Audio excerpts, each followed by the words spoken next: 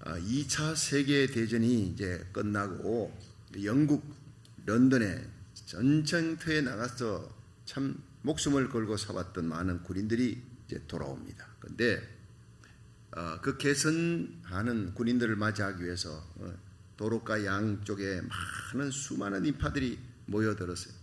그런데 거기는 영국 황실의 대신들도 모였고 거기에 영국의 엘리자벳 여왕도 그 자리에 자리를 했습니다. 그런데 육군이 지나가고 그다음에 공군이 지나가고 해군이 지나가고 해병대가 지나가고 다 차례차례로 지나간 후에 그 마지막에 조그마한 부대가 하나 들어오는데 갑자기 그 영국 여왕 그 자리에서 일어나서 박수를 칩니다. 그 영국 여왕의 눈에 눈물이 흐르는 거예요. 보니 그 조그마한 부대는 상위군경 전쟁터에서 나라를 위해서 목숨을 버리는 겁니다. 싸우다가 팔을 잃어버리고 싸우다가 눈 잃어버리고 그리고 팔을 잃어버린 병사 목발을 짚고 쩔뚝거리면서 그 부대가 몸 한쪽 신체 일부를 적의 총탄에 맞아가지고 잃어버리고 상위 군경들이 그렇게 걸어오는 그 부대를 보자 일어나서 눈물을 흘리면서 박수를 치는 거예요. 모든 대신들이 다 일어나서 다 같이 박수를, 최고의 영광을 그 작은 부대 상위 용사들에게 돌렸다는. 여러분, 우리가 일생을 마친 후에 우리의 선한 싸움 싸우고 달려갈 길을 마치고 우리 주님 앞에 서는 그날, 우리 일생의 마지막 파이널 데스티네이션은 바로 예수님 앞에 서는 날입니다. 주님 앞에 섰을 때 여러분, 최고의 영광의 멸관을 누구에게 주겠느냐? 바로 주님을 위해 순교하는, 목숨을 바쳐 우리 주님을 위해 주의 몸된 교회를 위해서 섬기고 순교했던 사람들, 이 사람들이 바로 최고의 영광을 받게 될 것입니다. 오늘 이 본문에는 예수님의 영광이 나옵니다. 이것은 곧 성도들의 영광입니다. 이렇게 주님의 십자가 길, 주님 가셨던 그 길을 가면 우리들도 주님과 함께 부활의 영광, 주님과 함께 영원한 영광을 얻게 될 것이다 하는 것을 오늘 이 본문은 얘기하고 있습니다. 2000년 전에 예수님께서 이제 십자가의 대속의 죽음, 우리를 위한, 우리의 죄악을 대신하기 위한 죽음의 길을 향해서 예루살렘에 입성했어요. 많은 무리들이 환영하면서 호산나 찬양을 합니다. 그때 6월절 명절을 지키려고 모여들었던 많은 인파 중에서 헬라인 몇 명이 거기 끼어 있었어요. 이 사람들이 빌립을 청해서 우리가 예수님 좀 만나기를 원한다. 전설에 의하면 이 헬라인들은 에데사라 하는 나라에서 왔다고 합니다. 이 에데사의 왕의 아들이 문둥병 들었는데 문둥병 고칠 수가 없지요. 그런데 이스라엘에 예수님이, 예수 그리스도라는 분이 문둥병을 고친다, 죽은 자도 살렸다, 무리를 걸어간다, 별별 이 소리를 듣는데 거기에 이 에데사 왕이 귀가 열린 거예요. 그 예수 그리스도를 데리고 오라. 또 보니 거기에 예수님 핍박하는 사람들이 이번에 예수님 예루살렘에 들어오면 죽이려고 한다. 그런 위험한 곳에 그 예수를 거기 두지 말고 가서 얘기해가지고 왕의 아들의 문둥병도 고쳐주고, 그런 위험한 곳에 있는 것보다 이 에데사 왕국은 평화로운 곳이니까 왕의 고문으로 영원토록 아주 평안하도록 그렇게 평생을 여기서 모시도록 그렇게 교섭을 하라. 그렇게 해서 왔다는 거예요. 이 전설입니다. 그들은 이게 될지 안 될지 모르지만 빌립에게 얘기했어요. 그래서 빌립이 또 안드레에게 얘기했습니다. 안드레와 빌립이 함께 예수님께 말씀을 드렸습니다. 이때 예수님께서 그 얘기를 듣고 무슨 말씀을 하셨느냐? 인자의 영광을 얻을 때가 왔도다. 이렇게 얘기하신 거예요. 그 곁에서 듣고 있던 제자들은 인자의 영광, 예수님이 영광 얻을 때 이거 완전히 정치적인 왕이 되는구나. 이제 드디어 일어나시는구나. 세상적인 영광, 정치적인 영광으로 부귀 영광으로 생각했습니다. 흥분했습니다. 그런데 예수님은 전혀 다른 길. 그래서 예수님이 인자의 영광을 세 가지로 오늘 설명을 했어요. 예수님이 영광 얻는 길은 바로 이 십자가의 길을 통한 것인데 우리 모든 성도들이, 모든 교회가 이 길을 따라가기를 원하고 있는 거예요. 그래서 영광스러운 그리스도의 신부로 주님 앞에 서기를 주님이 원하고 있습니다. 우리가 살펴보면서 함께 은혜 받는 시간 되기를 주의 이름으로 축원합니다. 첫째로 예수님의 영광은 죽음에서 얻는 영광이라. 요한복음 12장 24절 한번 읽어봅니다. 시작. 내가 진실로 진실로 너희에게 이르노니 한 알의 밀이 땅에 떨어져 죽지 아니하면 한 알 그대로 있고 죽으면 많은 열매를 맺느니라. 아멘. 자, 예수님의 영광은 이 에데사 왕국에서 온 그 사신들을 따라서 가서 이 핍박과 고난이 있는 이곳을 떠나서 십자가 지지 않아도 되는 거예요. 그냥 그 편안한 곳에 가서 왕의 고문으로 일생을 편안하게 살 수 있는 그 영광을 예수님께서 얘기한 것이 아닙니다. 그 얘기를 할 때 하늘의 미랄 얘기를 했어요. 미랄은 조그만한 씨앗이지만 그 조그만한 씨앗 속에 무한한 잠재력이 있어요. 그런데 그 씨앗 속에 생명이 있는 거예요. 알갱이 그대로 있으면 이건 아무것도 싹도 나지 않고 꽃도 열매도 없습니다. 그런데 이것이 흙 속에 묻혀서 땅에 떨어지고 흙 속에 묻혀서 썩어야 씨앗이 죽어야 되는 거예요. 썩어야 되는 거예요. 새로운 싹이 나야 되는 거예요. 그래야 많은 열매를 맺히느니라. 이것이 바로 하나님의 아들 예수님이 이 땅에 오셨어요. 일생을 고통과 가난한 자, 병든 자, 그들의 친구가 됐어요. 그들을 위로해주고 마지막에 십자가에 달려 죽으시는 거예요. 그래서 빌립보서 2장 6절에는 그는 근본 하나님의 본체셨다. 하나님의 영광 자체였습니다. 그러나 하나님과 동등됨을 취할 것으로 여기지 아니하시고 오히려 자기를 비워 종의 형체를 가져 사람들과 같이 되었고 사람의 모양으로 나타나셨으며 자기를 낮추시고 죽기까지 복종하셨으니 곧 십자가에 죽으심이라. 예수님에 대한 아이덴티티, 예수님의 정체성입니다. 원래 하나님이었다는 거예요. 하나님의 영광을 가지셨던 분이 이 땅에 오신 것은 십자가 지기 위해 오셨다는 거예요. 하늘의 미랄이 죽지 아니하면 하늘 그대로 있지만 죽으면 많은 열매를 맺느니라. 죽음에서 얻는 영광을 예수님이 말씀하고 있습니다. 서울에 가면 한강 인도교가 놓인 그 중지도가 있습니다. 그 중지도에는 하늘을 향해서 엄지손가락을 탁 세우고 있는 그런 군인이 한 사람이 있어요. 동상이 있어요. 이원동 상사입니다. 원래 중사였는데 1966년 2월 4일 고공 낙하훈련 중에 낙하훈련을 하다가 한 병사가 그냥 정신을 잃어버렸어요. 균형을 잃고 막 그냥 회전을 합니다. 절에 떨어지면 이제 죽습니다. 한강이 꽁꽁 얼어 있는데 그냥 떨어지면 죽는 거예요. 이원동 중사가 그냥 그쪽으로 사선을 긋고 날아가서 떨어지고 있는 그 병사의 낙하산을 펴주었습니다. 정신을 잃어버린 병사의 낙하산을 펴주고 자기는 낙하산을 펴려 할 너무 늦었어요.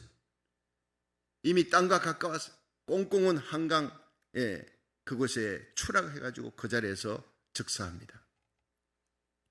그래서 그분의 죽음 부활을 살리기 위해서 자기 목숨을 버렸던 이원동 중사를 기념해서 거기다가 이원동 상사를 1계급 특진하고 그리고 하늘을 향해 엄지손가락을 탁 세우고 있는 그 군인의 동상을 거기다 세워놨습니다. 이원동 상사를 잊지 말라. 이렇게 희생한 사람은 이런 영광의 사람이다. 세상 사람들이 앉으려고 싸우는 그 영광의 자리는 이긴 자의 영광이에요. 지배자의 영광, 섬김 받으려고 하는 영광입니다. 사람들이 기를 쓰고 열심히 공부합니다. 열심히 돈을 모읍니다. 그 자리에 올라가려고. 자기 영광을 누리려는 자리. 지금 10,000원이에요. 한번 올라가면 안 내려올라 그래요. 그러나 우리 주님은 진정한 영광, 가장 가치 있는 영광 무엇인지 알고 계십니다. 가장 큰 영광의 자리, 영원한 영광이 무엇인지 알고 계십니다. 그것은 십자가를 통한 그 십자가의 흘린 피로 저와 여러분이 구원받았어요. 예수님이 십자가 지지 않았다면 만약 에데사 왕국에 그 사람들 따라 갔다면 예수님은 이 십자가 얼마나 참혹한 것인지 얼마나 고통스러운 것인지 이미 아셨습니다. 예루살렘을 향해 갈 때 제자들은 예수님이 예루살렘에 들어가면 이제는 왕이 될 것이다. 헤롯의 학정, 로마의 압제에서 우리를 해방시킬 것이다. 정치적인 그 영광을 기다리고 가는데 예수님 앞서서 슬퍼하며 근심하는 거예요. 십자가가 곧 바로 눈앞에 있습니다. 제자들 다 도망치고 외로이 십자가 지고 가야바 법정, 안나서 법정, 헤롯의 법정에 서고 빌라도의 법정 앞에 서서 온몸 발가벗기우고 채찍 맞으시고 십자가 그 무슨 십자가를 지고 골고다를 향해 올라가야 돼. 예, 처절하게 못 박혀 죽는 거예요.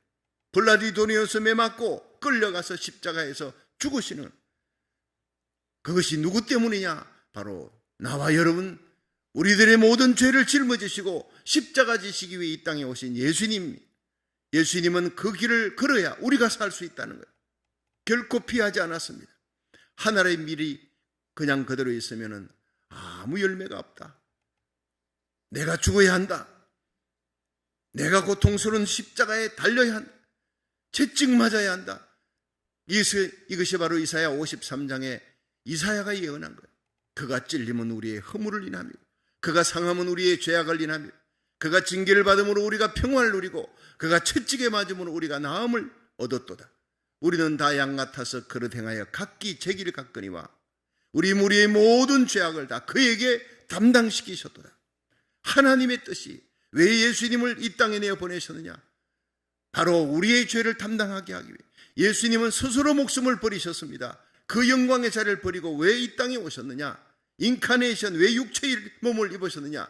육체가 아닌 영은 죽을 수가 없으니까.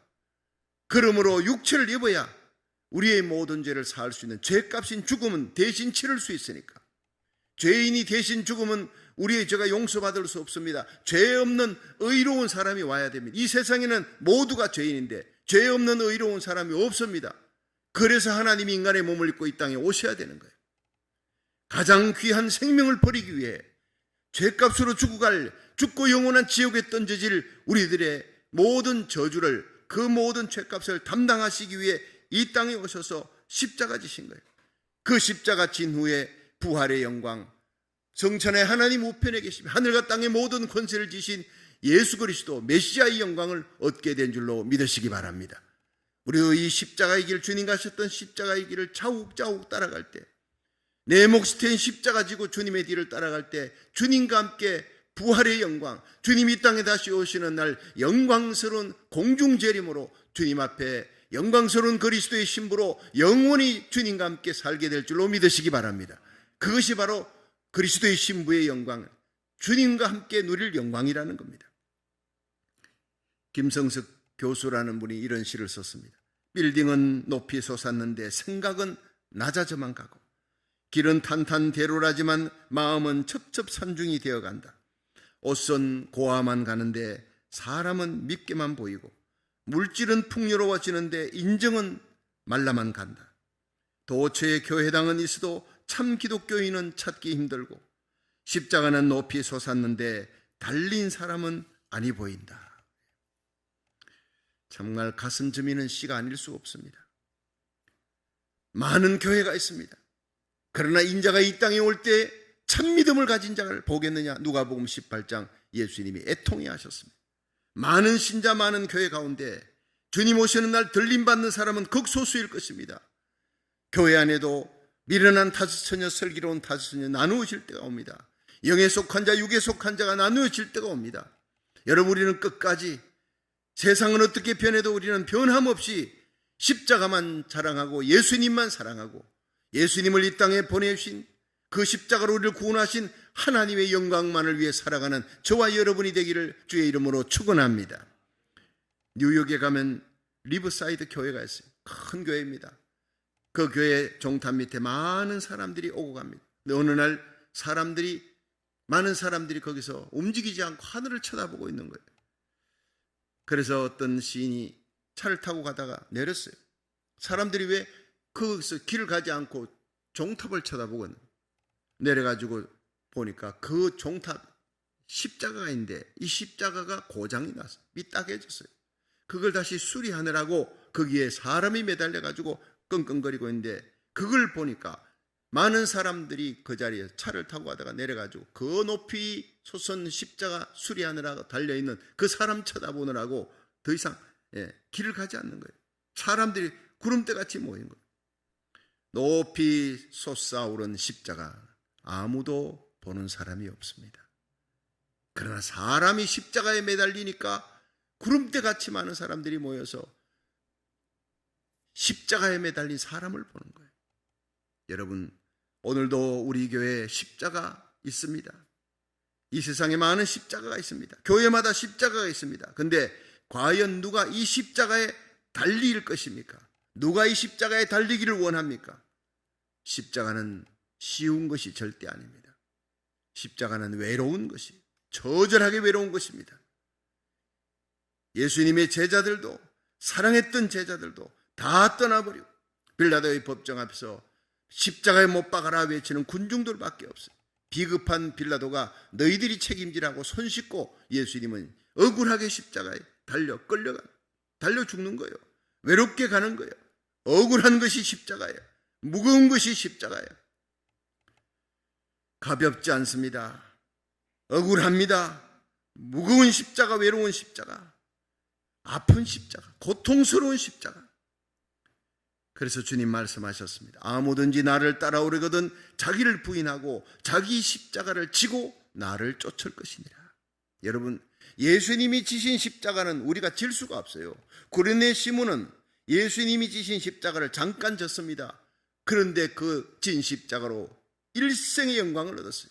일생에 자녀들이 초대교회 감독이 되고 그 아내가 사도 바울의 믿음의 어머니가 됩니다. 영광스러운 길이라는 거예요. 그러나 우리는 주님의 십자가를 질 수가 없어요. 내 몫에 태인 십자가 있습니다. 내가 져야 될 십자가 있습니다. 여러분, 내가 져야 될 그 십자가, 주님 때문에 당하는 고난, 내가 예수 믿었기 때문에 당하는 그 고난을 우리는 그 십자가를 벗어버리려 하는 거예요. 예. 내게 주어진 그 직분 벗어버리려 하는 거예요. 편안하게 가고 싶은 마음이 다 누구에게나 있습니다. 그러나 이번 종려주일에 고난주간에 여러분, 내게 주어진 십자가 다시 벗어놓았거든. 다시 짊어지기 바랍니다. 힘들고 아파도, 억울해도, 예수님 때문에 외로움을 당해도, 고통을 당해도 무거운 십자가, 아픈 십자가 다시 짊어지고 주님의 뒤를 따르는 저와 여러분이 되기를 주의 이름으로 축원합니다. 그것이 바로 영광의 길, 내게 주어진 십자가 짊어지고 주님의 뒤를 바로 따라갈 때 그 길이 바로 영광의 길이라는 것입니다. 두 번째, 예수님의 영광은 버림으로 얻는 영광이었습니다. 우리 함께 요한복음 12장 25절을 읽어봅니다. 시작. 자기 생명을 사랑하는 자는 잃어버릴 것이요 이 세상에서 자기 생명을 미워하는 자는 영원토록 보존하리라. 아멘. 여기서 생명을 미워한다. 예. 이것은 주님보다 내 생명을 더 사랑하지 않는다, 이 뜻입니다. 예. 주님을 위해서라면 나의 가장 귀한 것도 버릴 수 있어야 한다는 거예요. 여러분, 우리에게 천하가 다 주어졌어요. 세상의 모든 영광이 다 주어져도 생명을 잃어버리면 아무 소용이 없습니다. 그러므로 이 세상에서 아무리 좋은 것, 귀한 것이라도 내 생명보다 소중한 것은 없다는 거예요. 여러분, 이 지구상에서 천하보다 귀한 생명, 모든 것을 줘도 바꿀 수 없는 내 생명, 이 생명을 누구를 위해 바쳐야 되느냐? 오직 한 분, 예수님을 위해 바치는 저와 여러분이 되기를 바랍니다. 주님은 그것을 원합니다. 신구약 성경에서 하나님이 기억하시는 그런 곳이 있습니다. 구약 창세기 22장에 보면 아브라함이 모리아산에서 이삭을 바쳤어요. 자, 바칠 수 없는 아들, 100세에 난 아들을 하나님께서 바치라. 왜냐? 너무너무 아들을 사랑하니까. 예. 그렇게 하나님 잘 섬기던 이 아브라함이 하나님 앞에 예배와 제단을 샀는데 딱 중심을 보시는 하나님 보니까 하나님 앞에 예배드리는 것 시간보다 이 이삭을 생각하고 이삭하고 같이 예배 빨리 마치면 이삭하고 같이 놀아야지. 그 이삭의 눈동자 보고 재롱을 떠는 그 모습 보고 정신이 다 빠진 거예요. 그건 당연한 인지상정입니다. 100세에 난 아들이니까 하나님께서 시험합니다. 아브라함아, 네 아들 이삭을 내게 바쳐라. 번제로 바쳐라. 소와 양을 잡아 각을 떠서 죽여서 피 흘려서 바치듯이 불로 태우듯이 그렇게 바쳐라, 태워라, 죽여라. 기가 막힌 명령이 떨어졌습니다. 모리아 산으로 가라는 거예요. 여러분, 그 모리아 산으로 가는 3일 길이 얼마나 힘들고 어려웠을까요? 하나님, 차라리 내가 죽지요. 내 아들 이삭만큼은 살려주세요. 얼마나 그렇게 간곡하게 주님 앞에 기도하고 싶었을까요? 그러나 순종했습니다. 이삭을 바쳤습니다. 발가벗겨 놓고 제단 위에 놓고 칼을 들어서 내리치려고 하는 순간 아브라함아 네 손을 거두어라. 네 아들 이삭에게 손을 대지 말라. 네가 이같이 나를 사랑하였은즉 네가 네 아들이라도 내게 아끼지 아니하였은즉 내가 이제 너에게 복을 줄 것이다. 천하 만민이 다 너를 통해 너의 후손 너에게서 나는 메시아를 통해 천하 만민이 구원 얻는 복을 받을 것이다. 그 놀라운 축복이 아브라함이 이삭을 바칠 때, 독생자를 바칠 때 하나님이 독생자 예수 그리스도를 아브라함의 후손에서 나와서 우리를 위한 십자가 길을 가게 만드신 거예요. 역대상 21장에 보면 다윗이 인구 계수하다가 교만해서 하나님 의지하던 이 다윗이 내 밑에 내 수하에 칼 뺄 만한 장수가 얼마나 되나 계수하자 하다가 그 계수 끝난 후에 매맞잖아요. 전염병으로 하루에 7만 명이 죽어갑니다. 하루에 7만 명이 확진자가 생기는 게 아니라 죽어가는 사람만 7만 명이라 기가 막힌 일이 벌어집니다. 그래서 다윗이 하나님 앞에 회개하고 가슴을 치고 내가 교만한 죄를 범했습니다. 하나님 나와 내 아버지 집을 치시고 내 집안을 치시고 죽여주시고 이 백성은 건드리지 말아 주옵소서. 눈물 펑펑 흘며 기도하니까 하나님이 갓 선지자를 통해 오르난의 타작마당에 올라가 예배를 드려라.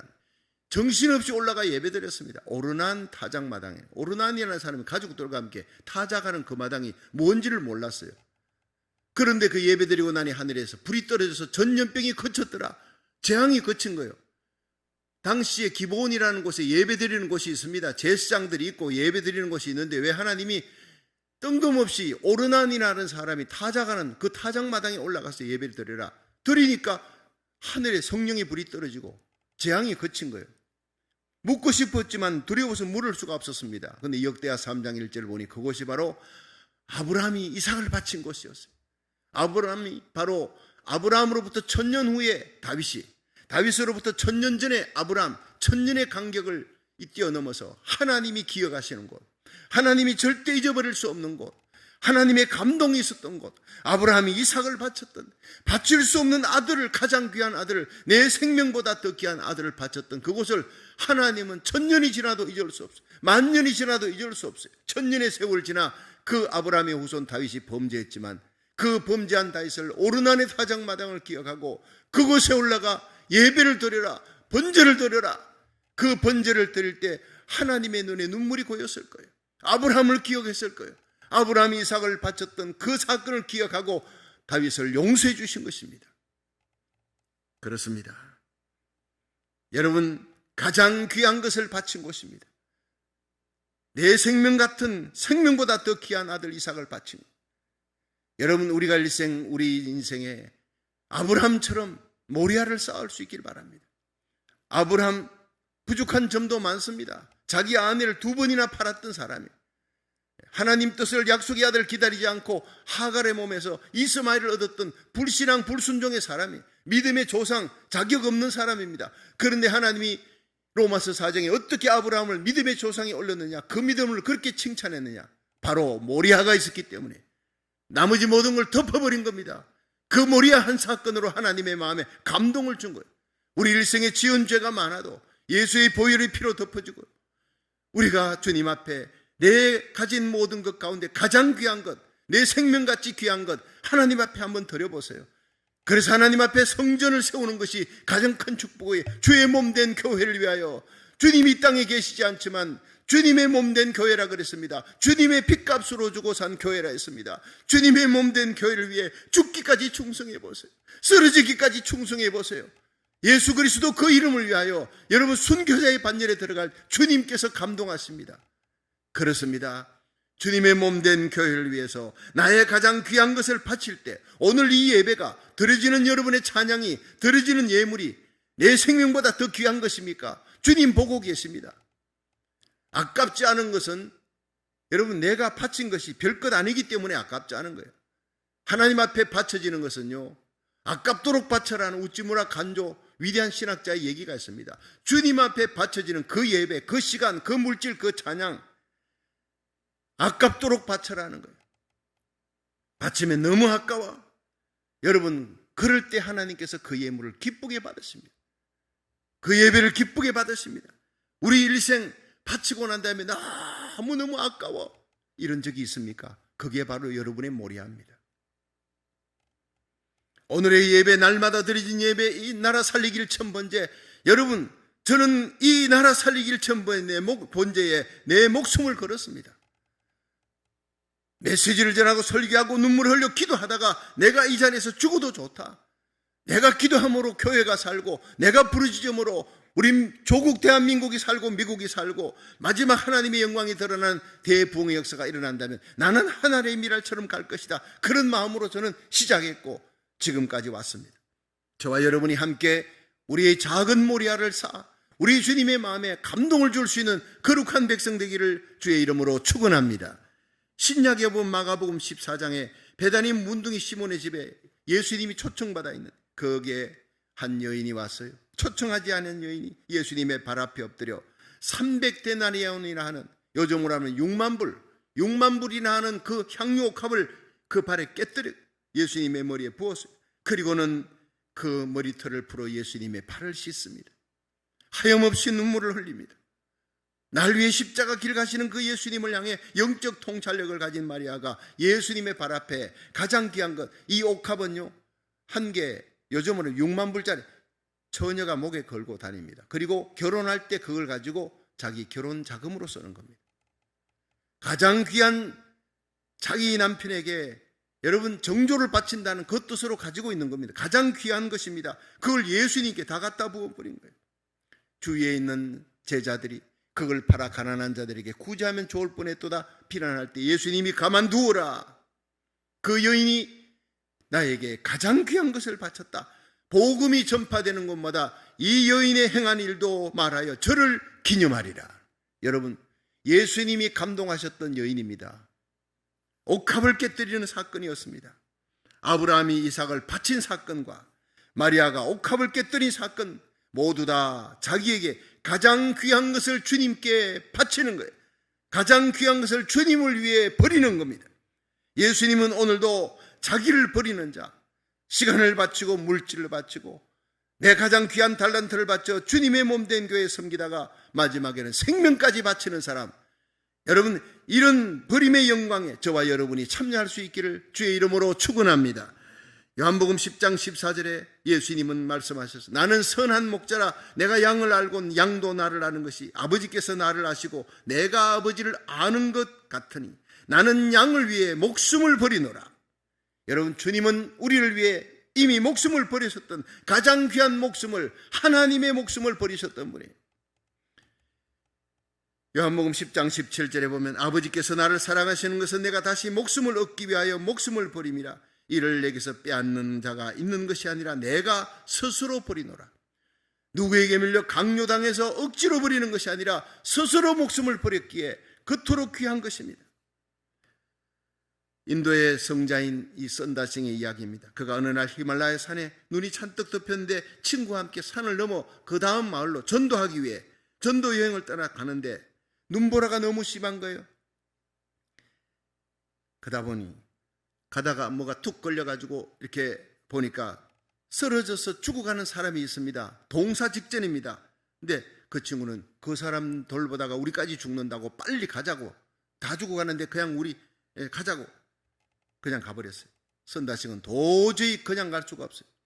뒤돌아보다가 다시 가서 이 사람을 데려가야 되겠다 짊어지고 없고 그냥 가는 거예요. 눈보라가 치고 산을 중턱을 올라가는데 막 온몸에 막 사력을 다하니까 땀이 막 뻘뻘 흐른 거예요.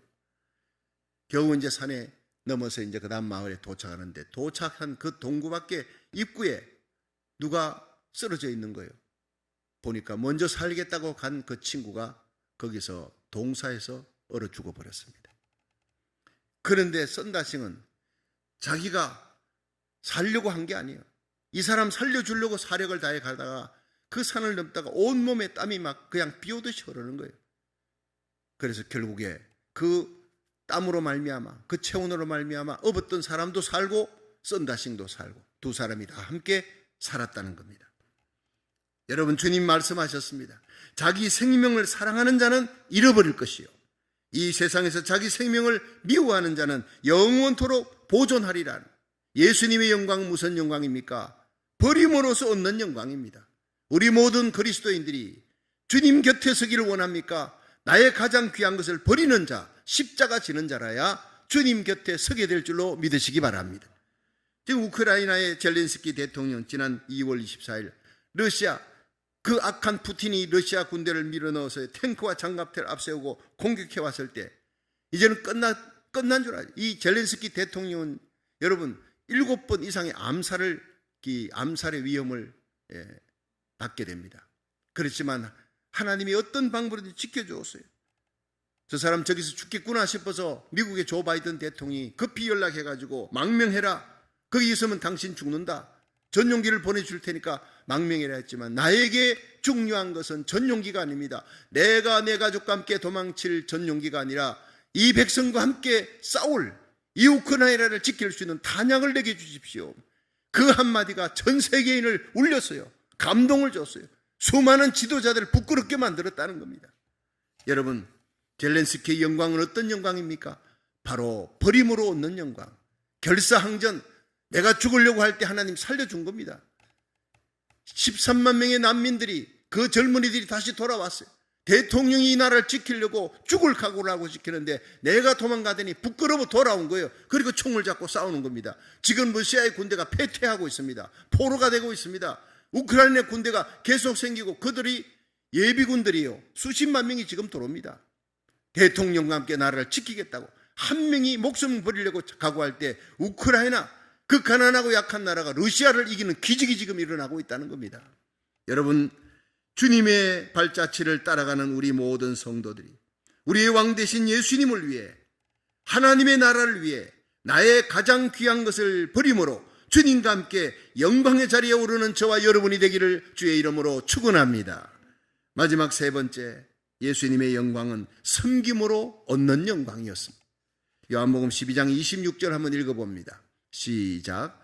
사람이 나를 섬기려면 나를 따르라. 나 있는 곳에 나를 섬기는 자도 거기 있으리니 사람이 나를 섬기면 내 아버지께서 저를 귀히 여기시리라. 아멘. 여러분, 우리가 주님 곁에 가장 귀히 여기는 자리, 영광스러운 자리에 서기를 원합니까? 어떻게 해야 됩니까? 바로 오늘 요한복음 12장 26절입니다. 사람이 나를 섬기려면 나를 따르라.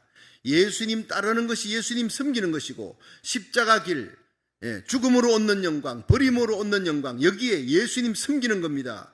주의 몸된 교회 섬기는 겁니다. 주님 핏값으로 주고 산 교회를 섬기는 겁니다. 그곳에 주님을 따르는 곳, 주님을 섬기는 그곳에 나를 섬기는 자도 그 자리에 있게 할 것이다. 사람이 나를 섬기면 내 아버지께서 저를 귀히 여기시리라. 여러분, 주의 몸된 교회를 섬기는 것이 주님 섬기는 것이고, 주님을 잘 섬기면 주님 따르는 자, 주님 따르는 자, 잘 섬기는 자는 하나님께서 귀히 여기실 줄로 믿으시기 바랍니다. 이는 하나님의 말씀입니다. 역사가 토임이는 얘기했습니다. 역사는 지배적인 소수와 창조적인 소수가 있는데, 남을 지배하고자 하는 소수가 역사를 지배할 때는 언제나 절망이요 어둠이라는 거예요. 자기 야욕으로 여러분 우크라이나를 공격하고 지배하려고 하는 이 푸틴 같은 사람이 생기면 그것은 언제나 고통과 어둠과 눈물입니다. 절망입니다. 그러나 창조적인 소수, 이웃을 섬기면서 자기를 희생하는 창조적 소수가 역사를 지배할 때 역사는 언제나 희망적이었다. 그 창조적 소수가 누굽니까? 예수님의 뒤를, 십자가의 길, 버림으로 얻는 영광, 섬김으로 얻는 영광을 따라가는 사람들이에요. 섬김을 받고자 하는 자가 많은 곳에는 다툼이 있고 어둠이 있고 절망이 있고 슬픔이 있습니다. 눈물이 있습니다. 하지만 섬기고자 하는 자가 많은 곳에는 화평이 있고 빛이 있고 희망이 있고 기쁨이 있고 행복이 있는 것입니다. 우리 교회는 저와 여러분이 섬김으로 행복이 넘치는, 기쁨이 넘치는 복된 교회, 천국의 그림자가 되는 교회가 되기를 주의 이름으로 축원합니다. 우리 성도들은 예수님이 계신 곳에 누가 거기 있을 수 있느냐를 잘 알아야 합니다. 믿음은 나를 예수님 있는 곳에 있게 만듭니다. 예수님 말씀하셨습니다. 나 있는 곳에 나를 섬기는 자도 거기 있으리라. 사람이 나를 섬기면 내 아버지께서 저를 귀히 여기시리라. 우리 주님 앞에 존귀 여김을 받기 원합니까? 하늘과 땅의 모든 권세를 지신 예수님이 존귀 여기는 교회, 존귀 여기는 목사, 장로, 집사, 권사 되기 원합니까? 주님이 존귀 여기는 성도가 되기를 주의 이름으로 축원합니다. 주님을 섬기는 것입니다. 십자가 가신 십자가 길 가신 제 예수님, 자기 자신의 모든 것을 버리신, 우리를 위해 섬기신 그 예수님의 길을 따라가는 것입니다. 그런 사람이 주님께로부터 존귀 여김을 받게 된다고 성경은 얘기합니다. 데레사 수녀가 살았을 때 인도의 캘커타의 길거리에 헐벗고 굶주린 자들, 죽어가는 자들, 그 죽어가는 자를, 버려지고 방치된 자를 할 수 없이 데리고 와가지고 자기가 한 사람 한 사람 치료합니다. 죽을 때까지. 곧 죽으면 장례 치르려고. 그런데 한 사람 한 사람씩 데리고 왔는데 그 죽음의 집이 생명의 집이 돼버린 거예요. 다 살아나기 시작합니다.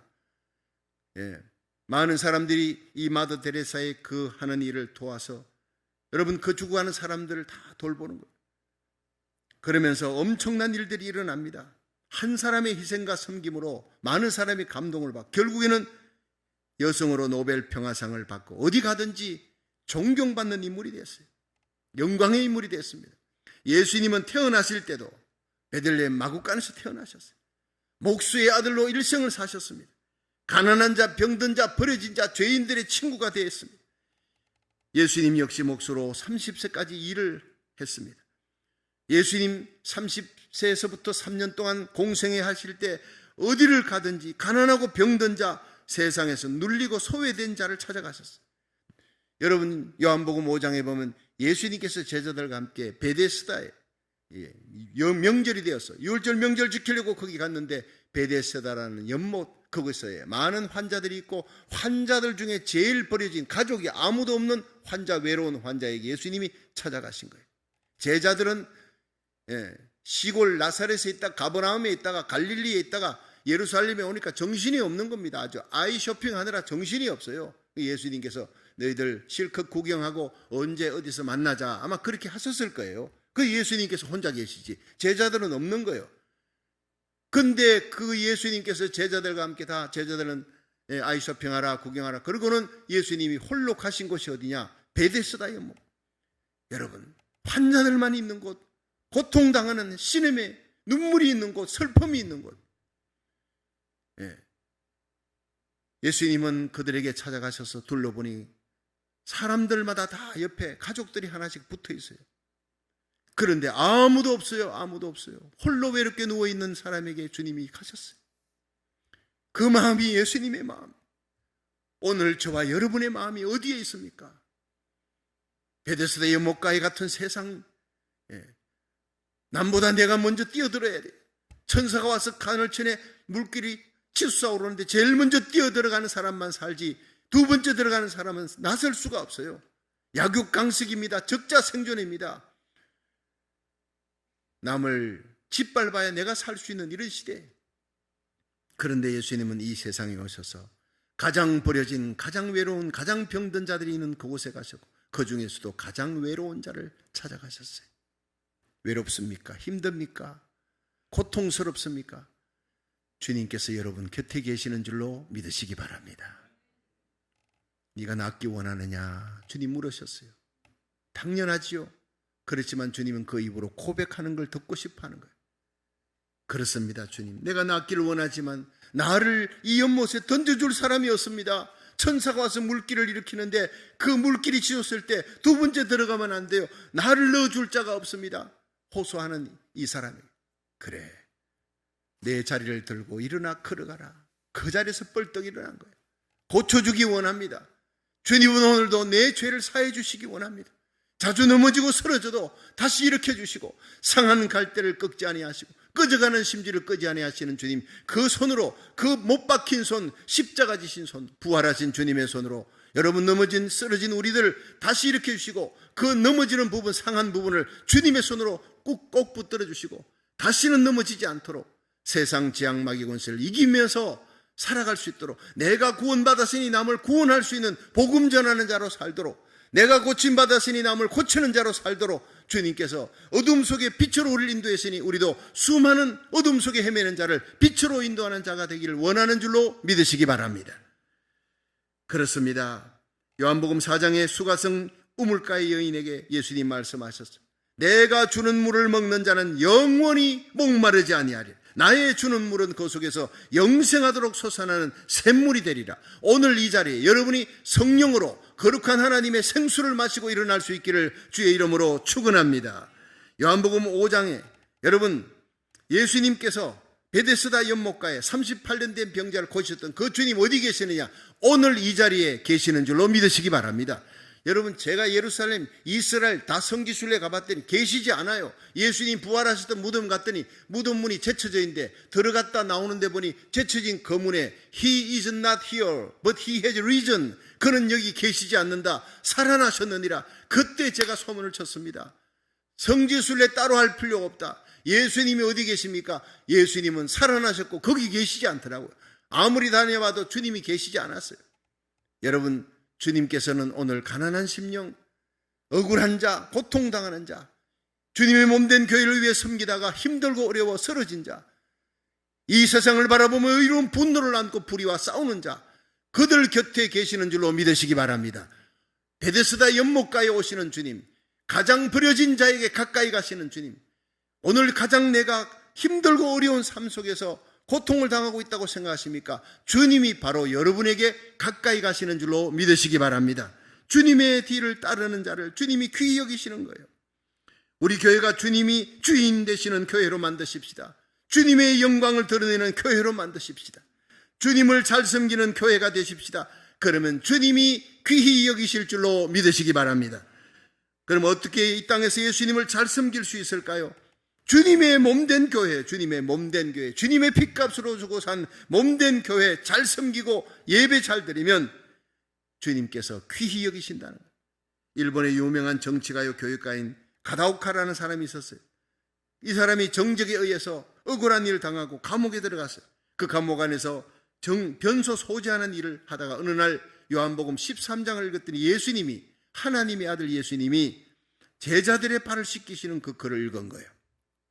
감동을 받았어요. 감동을. 그때부터 자기는 예수님을 믿고 일생 동안 다른 사람의 더러운 발을 씻는데 헌신해야 되겠다. 발을 섬겨야 되겠다. 이렇게 결정을 했습니다. 그 후에 이분은요, 감옥에서 나와서 고치교회 장로가 됐습니다. 현관문 앞에서 성도들이 오면 이제 일본 교회는 다 신발 벗고 들어갑니다. 일본 교회는 또 안에 또 다다미가 있으니까 신발을 벗고, 그 신발을 벗으면 그 신발을 전부 다 이렇게 현관에서 정리를 하고 놔두는 거예요.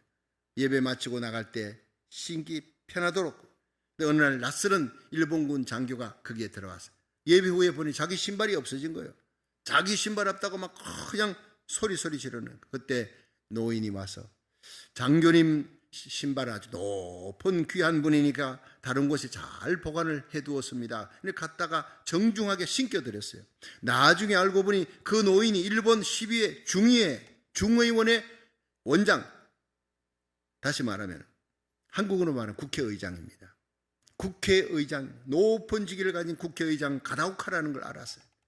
그분이 국회에서는 국회의장이지만 교회에 와서는 장로가 돼서 그것도 성도들의 신발 정리하는 일을 하는 거예요. 너무너무 놀랐다는 거예요. 그래서 그 장교가 그 다음부터 나도 이 장로님 곁에 서서 신발을 정리하겠습니다. 여러분, 우리 성도들이 직분과 연륜이 더할수록 주님의 십자가 길을 따르며 섬기고 성도를 섬기는 일에 매진할 수 있기를, 전심전력할 수 있기를 주의 이름으로 축원합니다. 거기에 진정한 영광이 있다는 것입니다.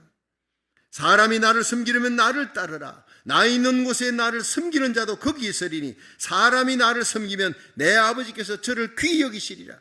우리 교회 곧 얼마 있지 않으면 이제 장로 선거합니다. 권사한수 집사도 투표합니다. 왜 장로 되려고 하는 것입니까? 때가 되었으니까, 내 친구가 장로 되었으니까 나도 장로가 되어, 장로가 되니까 그렇게 다스리고 보기 좋아 보입니까? 아니올시다. 섬기는 자리여야 됩니다. 내가 섬기기 위해, 무릎 꿇고 성도들을 섬기기 위해 더 새벽기도 열심히 나와 기도하고 주님의 가셨던 십자가 길, 버림으로 얻는 영광, 십자가 지고로 내가 죽음으로 얻는 영광, 섬김으로 얻는 그 영광, 이게 주님 가신 그 길이니까 내 사랑 예수님을 섬기고 사랑하기 위해 주의 몸된 교회와 성도들을 이렇게 가다오카 장로처럼 신발로 섬기듯이 내가 섬기기 원합니다. 그런 사람이 장로가 되어야 마땅한 것입니다. 여러분, 주님과 함께 영광의 자리에 앉기를 원하십니까? 하나님께 귀히 여김을 받기 원합니까? 주님께서 가신 영광의 길을 걸어갈 수 있기를 주의 이름으로 축원합니다. 그 길은 죽음으로 얻는 영광이네, 버림으로 얻는 영광이네, 섬김으로 얻는 영광이, 하나밖에 없는 우리의 삶, 하나밖에 없는 우리의 생이 주님과 함께 십자가의 길을 걸어 마침내 주님과 함께 영광의 자리에 오를 수 있기를, 주님이 가장 귀히 여기는 저와 여러분이 되기를, 우리 자녀들이 되기를 주의 이름으로 축원합니다.